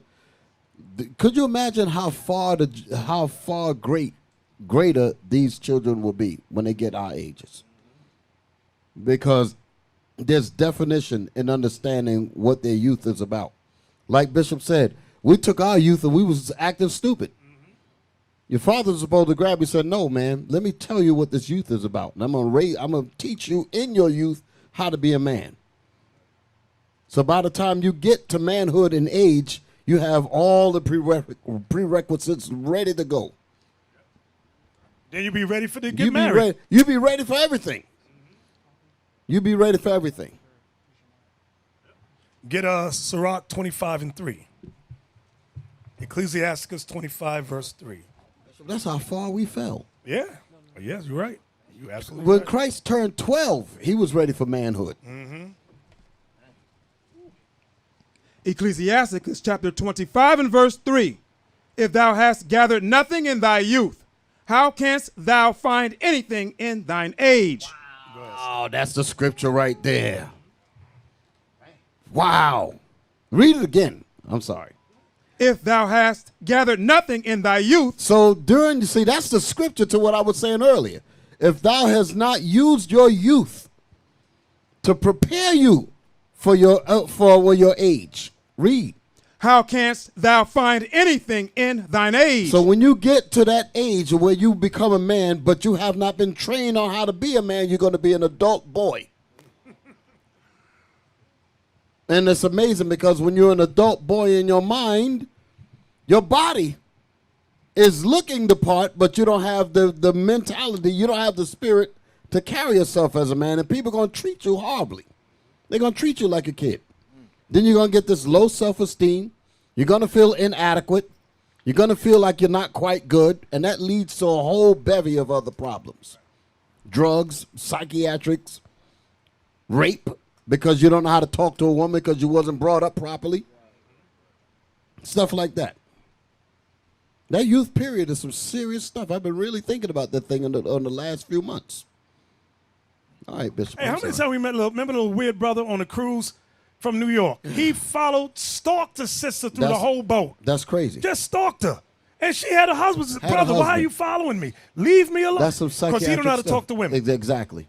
Because he did not learn that. His father never, whoever's father was, never really, and he didn't know. A lot of our fathers didn't know. Didn't know how to cultivate these young men when they were boys, when they were coming up. Your boy time, your youth is training ground. That's why it's only but a certain amount of years to prepare you for 20 and on. So when you hit the 20 mark, you ready. You ahead. You ready to go. You got your bags packed. You dig it? Meaning this. You got your bags packed. And hopefully the sister was brought up the right way as well. Man, you got dynamite then. You and her mind right, your mind right. You ready to build a planet. We got a long way to go, but I know y'all understand what I'm saying, right? Our people did not get any of this in those young ages. That's why we're so far behind the mark. Now I was gonna say what you said. Go back to what Bishop said about get a trade. Especially you're young men, you're in your 20s. You want to get a wife. My suggestion to you guys: get a trade, get the job, save you money, buy your house before you get married. Buy your house before you get married. It's that's why I always talk about chucking. Chucking's not for everybody. Some of you electricians make good money too. All these things Bishop just mentioned make good money. Some brothers, they drove 2 hours, they already fall asleep. So that means chucking is not for you. Some brothers, they love it. Some brothers, I give advice to about chucking, they get in it, they say, that's the best thing I've ever done, Deacon. They love it. Some of you might get in it and you hate it. That doesn't mean it's not a good thing to get into. It just, you don't have that thing to drive. Me, I can drive all day. I'm good with it. That's just me. I know Officer Job jump on it. I never heard him say complain about it. Some brothers love it. The reason I love it is because it gives me that independent. I don't have to call anybody to say nothing to. I do whatever the hell I want when I want. That's what I like about it. Some of you don't like that. Some of you might want to do the electrician. What I'm saying is, if you're young, you haven't have a wife yet, you're lucky, you can get it right. You got a way to get it right where the older men didn't get it right. That's what Bishop is saying. Save you money, get your own house, get your own car. When she come, you already got all your stuff. And some of you so simple. Do not put her name in all your stuff. No. Because when she flip, she gonna take half of this stuff and go. So that's the advice to your young men, man. And don't think, but a simp right now is thinking, well, I got a job. No, you have an odd and end job. You have a dead end. That's not a job. That's not a job. That's what simps think. I'll go from place to place, 6 months here, 3 months. No, that's dead end. You need something that you can help me out with some words here. You know I'm a loss for words. Like a career, something that you can always grow and keep making money. Working in Walmart on Tuesday, then you sweeping floors someplace on Thursday. Nah, you can't keep a family like that. It's very difficult. You're going to be in a shelter before you know it. You know, if your feelings are hurt, sorry, just do better. That's it. Look at Romans 12:5. So we were talking about the two shall be one flesh in terms of marriage. But watch how it correlates with Israel. Romans chapter 12 and verse 5. So we, being many, are one body in Christ. You see that? We are one body in Christ. Like Christ said about marriage, the two is one flesh. And this truth, although there's many of us, we're one body. Go ahead. And every one members of one another. Go ahead. Having then gifts differing according to the grace that is given to us, whether prophecy, let us prophesy according to the portion of faith. Right. Go ahead. Or ministry, let us wait on our I heard ministering. some brothers getting angry because they want to teach, and the captains over them are saying, just wait, be patient. We started off just reading. Before that, we just held post. Then we graduated to reading. And that's if the elder liked our reading. They like your reading better than mine. I ain't like my reading too much. So these are things you got to go through. So wait on your ministry. Just be patient. It's going to come. What are you going to say, y'all? What's up? Go ahead. Or he that teacheth on teaching. Right? Be patient, right? Or he Everything requires patience. Don't try to rush. A novice try to rush head first. Be patient. Learn first. Study. Pray. Apply. Go ahead. Or he that exhorteth on exhortation. He that giveth, let him do it with simplicity. He that ruleth with diligence. He that showeth mercy with cheerfulness. From there, get Ecclesiasticus 44, verse 4.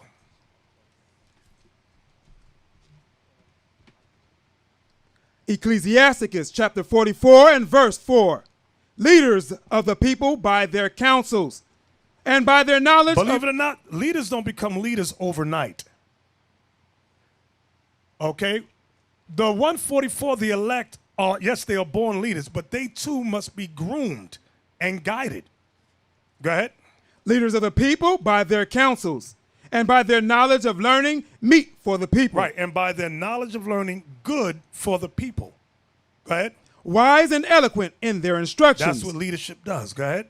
Such as found out musical tunes and recited verses in writing. Like King David did that. Go ahead. Rich men furnished with ability, living peaceably in their habitations. So they each had different things that they stood out for. They knew the word of God, but they had different attributes. Go ahead. All these were honored in their generations and were the glory of their times. Right, read. There be of them that hath left a name behind them, that their praises might be reported. So that's what you want to do. It said, there be of them that have left a name behind them, that their praise might be reported. Now watch this. Go ahead. And some there be which have no memorial. You don't want to be this guy. It says, and some there be which have no memorial, no memory. Nobody remembers you. Go ahead. Who are perished. Who are perished. Go ahead. As though they had never been. These people that have left this truth, they have no memorial. It's going to be as if they never been. Go ahead. And and are become as though they had never been born. You see that? It's like they've never been born. That is a heavy statement right there. Then it says, and their children after them. Their children are forgotten too. To have been fertilized in your mother's womb. To have been through 9 months and birthed it. Right. Come out into the earth. A decision was made for you to be born as opposed to another spirit in your mother's womb. And you've affected nobody. Think about that. That's a heavy statement. None of y'all here as an accident.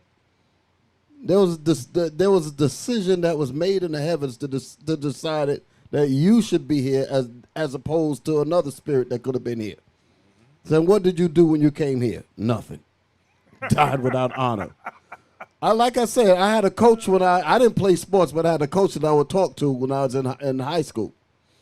And he used to get on some of the men in the school that was about wasting their time. And he would get on some of us and curse us out. He would say, your mothers and fathers laid down for nothing and produced nothing. He wanted that statement to get in their head. He said, how you came all the way here and it's like your mothers and fathers laid down for nothing. That's a heavy statement, right? You be mad at him for saying it, but what he was really trying to do was call attention to the slothfulness that we allow ourselves to be. Wasted God's time. Wasted the angels' time. The decisions was made for you to be here as opposed to somebody else. And we're going to squander that and become nothing. With this good Bible, with all this information in this Bible, talking about the people that came through this truth. How in the world could you come through this truth? People around the world dying, don't know anything about this. Here you had a chance to learn this and you lay it down like it's nothing.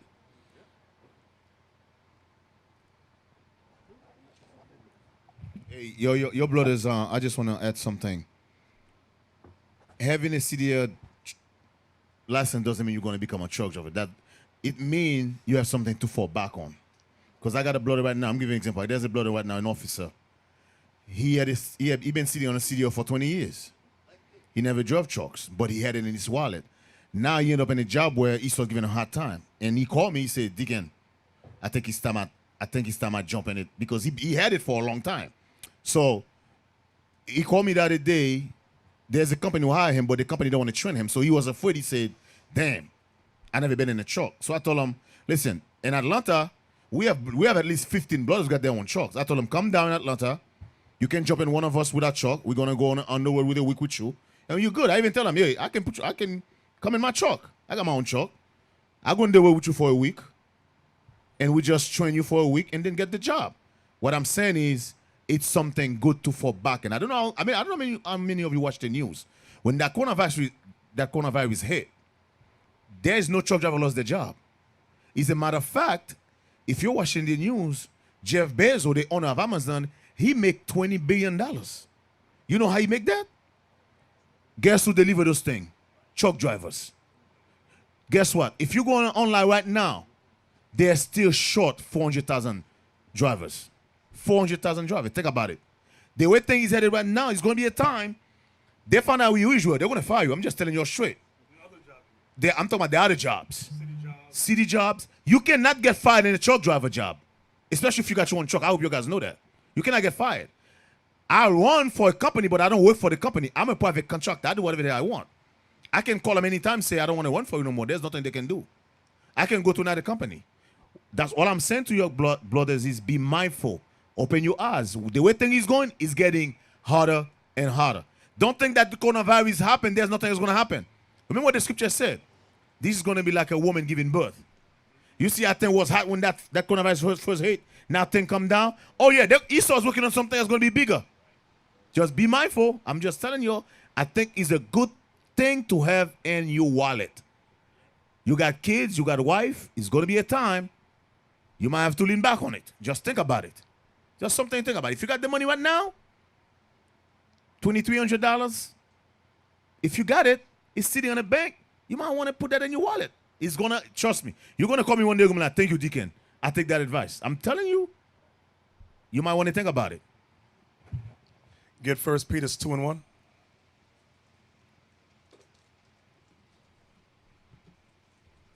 First Peter chapter 2 and verse 1. Wherefore, laying aside all malice and all guile and hypocrisies and envies and all evil speakings, as newborn babes, desire the sincere milk of the word, that ye may grow thereby. What is the milk? What is the milk? You. Yep, you. What is the milk? That's what we just read. That didn't explain it. Mike. Officer Jonas, Shalom Leadership. The milk is the laws of God. Where would you go to prove that? I would go to Isaiah 28, 10 and 11 down. Let's read it. Read that. Get Isaiah 28. Let me hear it. Isaiah chapter 28 and verse 9. Whom shall he teach knowledge? And whom shall he make to understand doctrine? Them that are weaned from the milk and drawn from the breast. So it's saying you got to study this Bible the same way a baby sucks his mother's breast daily. Daily. Not once a week. Not every other day. A baby sucks his mother's breast daily. Every day. Some brothers don't read the scriptures except every other day or when they come here on Sabbath. Think about the brothers like we was talking earlier, because a lot of people have been through these doors in this truth and was in the milk.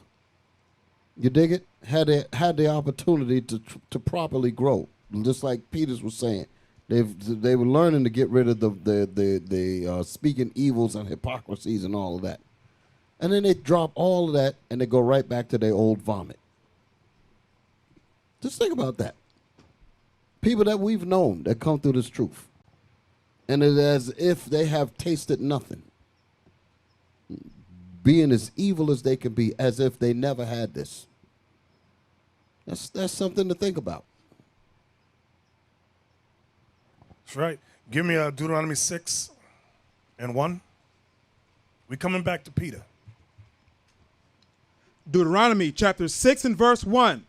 Now these are the commandments, the statutes, and the judgments which the Lord your God commanded to teach you, that ye might do them in the land whither ye go to possess it, that thou mightest fear the Lord thy God, to keep all his statutes and his commandments which I command thee, thou and thy son and thy son's son, all the days of thy life, and that thy days may be prolonged. Jump down to verse 7. Verse 7.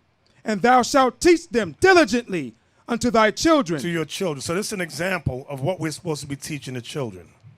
Not teaching them the 12 feathers. They don't need to know the 10 heads and all of that. It's something God is saying, teach them, this is the milk. This is what prepares them for adulthood. Mm-hmm. Exactly. Read.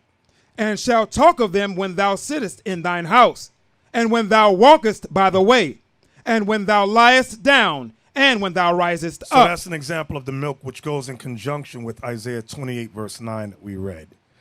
They got to learn these commandments, okay? This is so heavy because if just what we just went over in that little bit there, apply that to these young kids that we have among us. These guys will be like superhero giants by the time they get 19 and 20. Just think about it. They know on this Bible and they know on the purpose of their youth, and they can articulate that. They say, you know what, when I was a child, I learned from my mother and father who taught me how to be a man when I was young. And they used that youth to learn all of this. So when they stepped across the threshold of manhood, they had their bags, everything packed, ready to charge, ready to hit it. And then you got the woman that's coming up as well. She got her business together. That's when you get married. And man, you produce gods and princesses all over the place. Just think about that. Hey, look at Romans 12 and 2.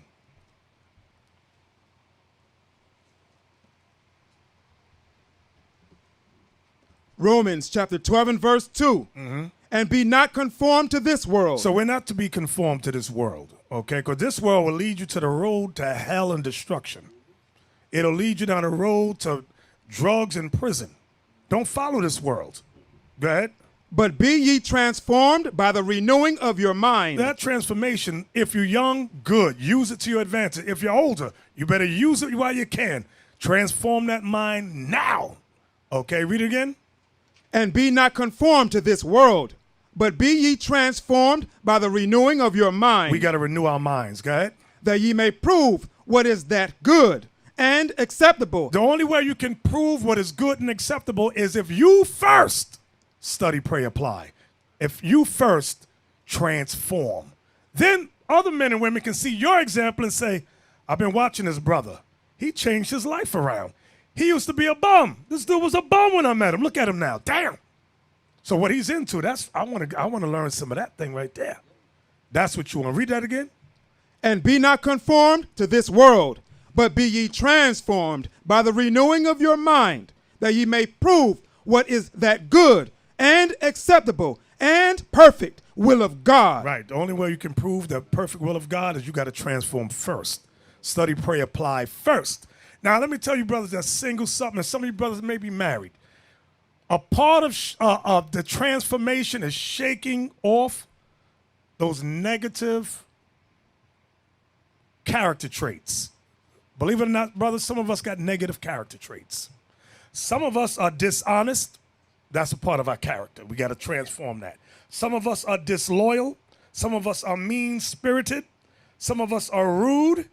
Some of us are narcissists, meaning you got an overinflated sense of self-importance. Me. Okay?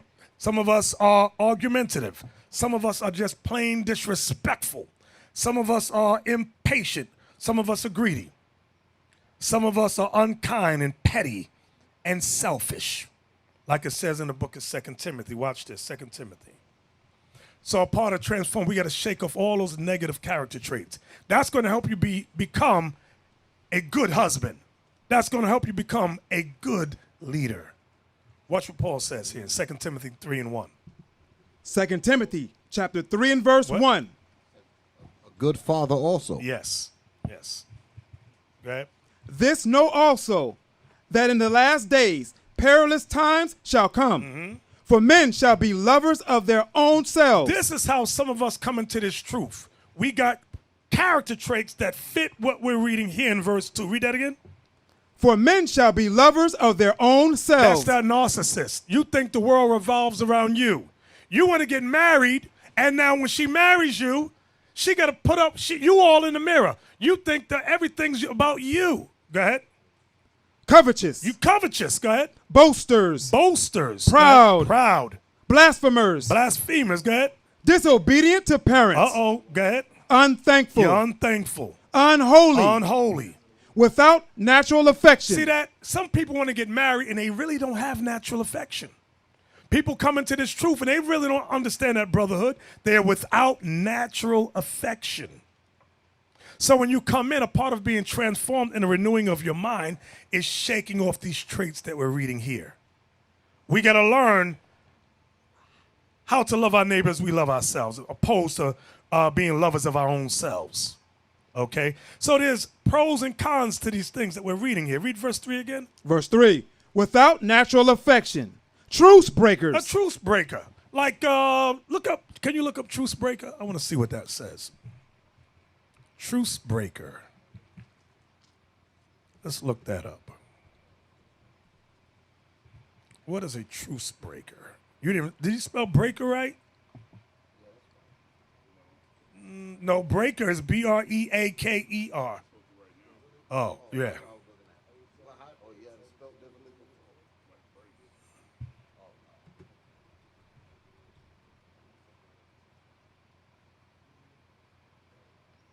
Can we see a definition, please?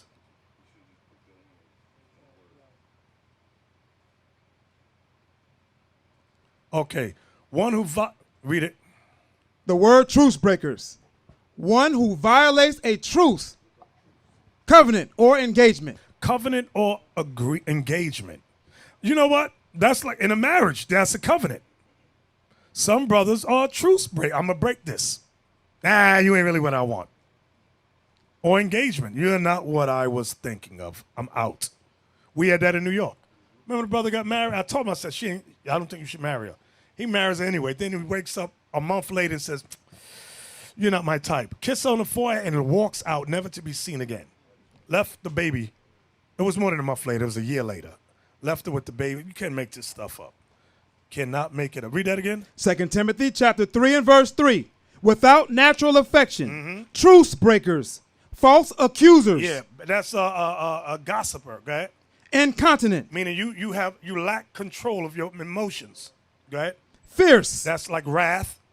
Despisers of those that are good. You hate those that are keeping the commandments. Go ahead. Traitors. You're a traitor.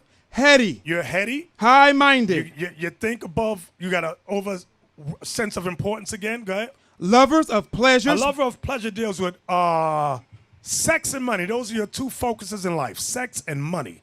Lovers of pleasures. Go ahead. More than lovers of God. More than lovers of God. Read. Having a form of godliness. You got the Bible in your hand. Go ahead. But denying the power thereof. You are not humble to what these commandments say. That's what it means. But denying the power thereof. Go ahead. From such turn away. The Bible teaches us to turn away from brothers like you. Go ahead. For of this sort are they which creep into houses and lead captive silly women laden with sins, led away with diverse lusts. You got to ask yourself, how do they creep into houses and lead away captive silly women laden with sin? Because all those negative traits we just read about from verse 2, 3, and 4, she got those same negative traits in her. Like it says, what's the scripture in Sirach 13 and 15? Read that real quick. Ecclesiastes 13, verse 15 and 16. Ecclesiasticus chapter 13 and verse 15. Excuse me, 16? 15 and 16. 15. Every beast loveth his like, and every man loveth his neighbor. Right. All flesh consorteth according to kind. See that? All flesh consorteth according to kind. Was that it? And a man will cleave to his like. A man will cleave to his like. So if the man comes in his truth, he's a lover of himself, covetous, boaster, proud, blasphemer, disobedient to parents, unthankful, unholy, without natural affection, truce breakers. You know what? So you look for a woman, that's what verse 6 is saying. For of this sort are they which creep into houses and lead captive silly women, laden with sin, led away with divers lusts. You didn't have natural affection for a wife, so you find a woman that don't got natural affection for a woman. I mean, for a man. Excuse me. So that's what happens. Every beast consorteth to like. You fake, she fake. You phony, she phony. Now y'all get together. How'd that happen? Now you know how it happened, okay? And you're going to have knucklehead children. You're going to have crazy kids running around. Single-parent household, because you're going to leave after a while. You'll have what we currently have now? Yeah, what we currently have right now. What verse was that you was in? Verse 6. Uh-huh. For of this sort are they which creep into houses and lead captive silly women laden with sins, Read. led away with diverse lusts. See that? Both of y'all led away with divers lusts. She led away with lust. You just want vagina. She just want penis. Now y'all get together, and it's a disaster made in hell. That's what happens. Read. Ever learning and never able to come to the knowledge of the truth. So that's you and that's her. You always read in the scriptures, but because you don't, you never study, pray, apply. You're ever learning, but never able to come to the knowledge of the truth. We used to scream black power while heroin was pushed. But at the end of the day, nothing's in vain. IUIC has been given a vision. The tents of Judah has risen. Many has attempted the mission. Minor murmuring, omitting, and missing the mark. Just reading that he had the flame of fire in his eyes gave us the spark. We on Paul's mission. We out on the road, purple and gold. From Mexico, Cuba, Haiti, Ghana, Sierra Leone. 144,000 boots banging, concrete crackling. These are our men repented at heart. The scriptures is proof. IUIC, we deliver the truth.